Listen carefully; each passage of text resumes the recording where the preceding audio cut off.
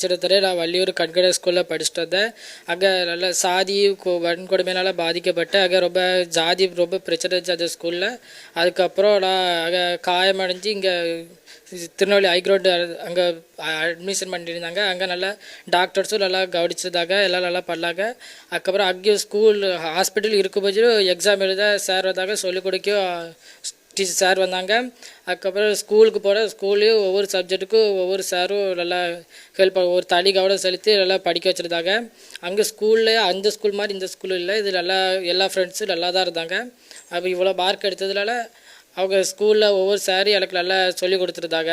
தமிழில் 71 எடுத்தேன், இங்கிலீஷில் 93 எடுத்தேன், எக்கனாமிக்ஸ் 42 எடுத்தேன், காமர்ஸ் 84, அக்கௌண்டன்ஸ் 85, கம்ப்யூட்டர் அப்ளிகேஷன் 94 எடுத்தேன். இவ்வளோ படித்தது. அப்புறம் இங்கே திருநெல்வேலி அங்கே சேவியர் ஸ்கூலில் படித்தேன், சேவியர்ஸ் பாளையக்கோட்டில் படித்தேன்.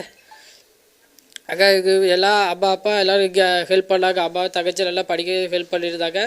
வேறு அப்புறம் இது முடிச்சு நல்லா இன்னும் மார்க் எடுக்கணும். அப்புறம் பிகாம் முடிச்சுட்டு சிஏ படிக்கணும் இருக்கேன். அதுக்கு பள்ளி கல்வித்துறை அவங்க ஏற்றுக்கிறேன்னு சொல்லியிருக்காங்க.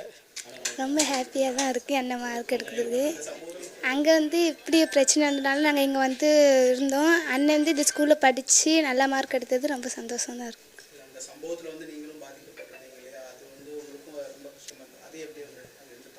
அது அண்ணனுக்காண்டி இந்த சம்பவம்